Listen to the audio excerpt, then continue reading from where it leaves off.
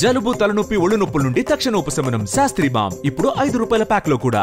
Telangana అభివృద్ధికే game changer గా భావించి కేంద్ర ప్రభుత్వం నరేంద్ర మోడీ ప్రభుత్వము తెలంగాణ రాష్ట్రానికి అత్యధికమైన ప్రాధాన్యత ఇస్తూ మరి ఈ యొక్క ట్రిపుల్-R ను భారతమాల పరియోజన కింద చేర్చి కేంద్రం యొక్క నిధులతోనే ఈ యొక్క ప్రాజెక్టులు అమలు చేయాలని చెప్పి కలిసి దాదాపు 350 కిలోమీటర్ల ప్రాంతీయ వలయ రహదారి పూర్తిగా కేంద్రం యొక్క నిధులతో 24,000 కోట్లతో నిర్మిస్తున్న ఈ ప్రాజెక్టు జాతీయ రహదారి హోదా 161A మంజూరు చేసి భూసేకరణలో సగం వ్యయాన్ని కూడా కేంద్రమే భరిస్తుందని చెప్పి ఆ రోజు కేంద్రం నిర్ణయం తీసుకుంటే మరి ఇప్పటికే ట్రిపుల్-R భాగానికి సంబంధించి టెండర్లు కూడా పిలిచి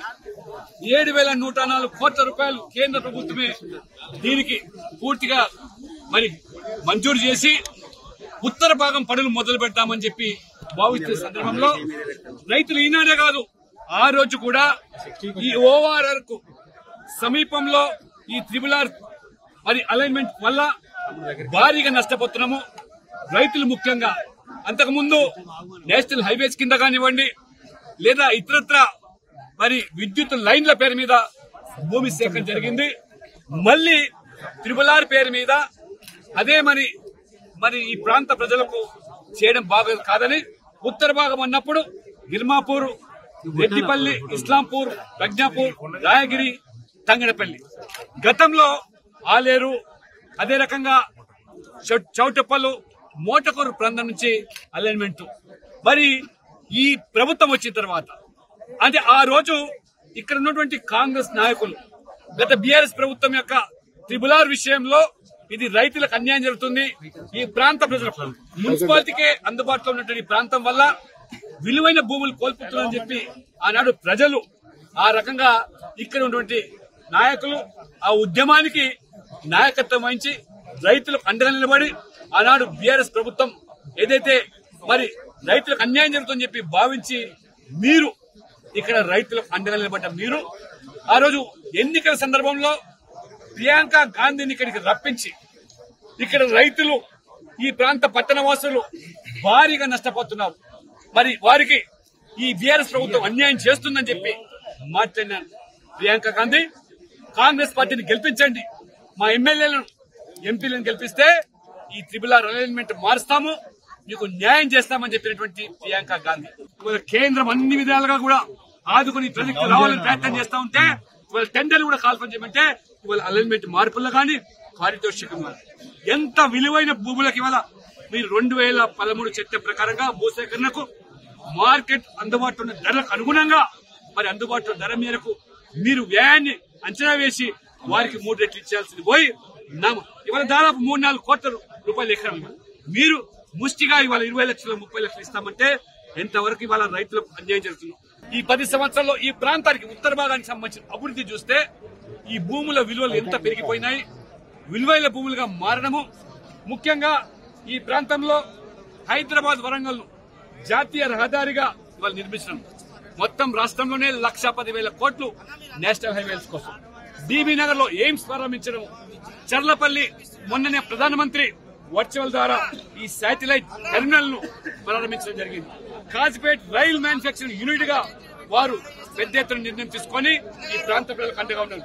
టూరిజం ప్రాజెక్టుల కింద రామప్ప, వరంగల్ నగరాలను కూడా అభివృద్ధి చేయడము, MMTS యాదాద్రి వరకు తీసుకొచ్చేందుకు ప్రణాళికలు సిద్దం చేయడము, ఆ రకంగా MMTS కు మరి తోడుగా ఈ యాదాద్రి టెంపుల్ డెవలప్ కావడము, ఈ యాదాద్రి టెంపుల్ డెవలప్ వల్ల వాళ్ళ భక్తులు పర్యాటకుల సంఖ్య పెరగడము, దానికి తోడు స్వర్ణగిరి మందిరం రావడం, రేణుకా ఎల్లమ్మ మందిరం పట్ల కూడా మరి వేల సంఖ్యలో భక్తులు రావడము, ఈ భూములని కూడా విలువైన కావడం వల్ల మరి ఆ రకంగా మరి ఈ కాంగ్రెస్ ప్రభుత్వం వచ్చిన తర్వాత గంపెడి ఆశతోని ఏ రకంగా కళ్ళకు ఒత్తిడి పెట్టుకుని చూస్తున్నారు.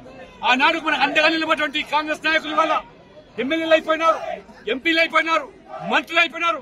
సునాయాసంగా మన సమస్య పరిష్కారం అవుతుందని భావించిన సందర్భంలో ఏ రకంగా ఇవాళ మొత్తం మొండి చేయి చూపించి 6 గ్యారెంటీల నుంచి తెలంగాణ ప్రజలు ఏ రకంగా మోసం చేసి 6 గ్యారెంటీ కూడా అమలు చేయలేదో అదే పద్ధతిలో ఈ ప్రాంతం ఉత్తర భాగానికి సంబంధించినటువంటి మరి ప్రజలకు, రైతులకు, బడుగు బలైన వర్గాలకు మీరు ఏదైతే విశ్వాసం కల్పించి ఓట్లు దండుకొని గెలిచిన తర్వాత ఎందుకు ఇవాళ ముఖం చాటేస్తున్నారు? రైతులు వెళ్తే ఇవాళ ఎమ్మెల్యేలు పత్తాలేరు, ఎంపీలు పత్తాలేరు, మంత్రులు మంత్రి దిగుచి మోరే విప్పడం లేదు. మాట్లాడితే మాకు సంబంధం లేదు, ముఖ్యమంత్రిని కలవడం. అదే ముఖ్యమంత్రి, మంత్రులు వేరా ఈ రాష్ట్రంలో, ఈ ప్రభుత్వంలో. అది ఇవాళ కనీసం మాకు జరుగుతున్న న్యాయం చెప్పి వాళ్ళు మొరబెట్టుకుంటే దిక్కుతోచని పరిస్థితుల్లో మంత్రులు ముఖం చాటేస్తున్నాం.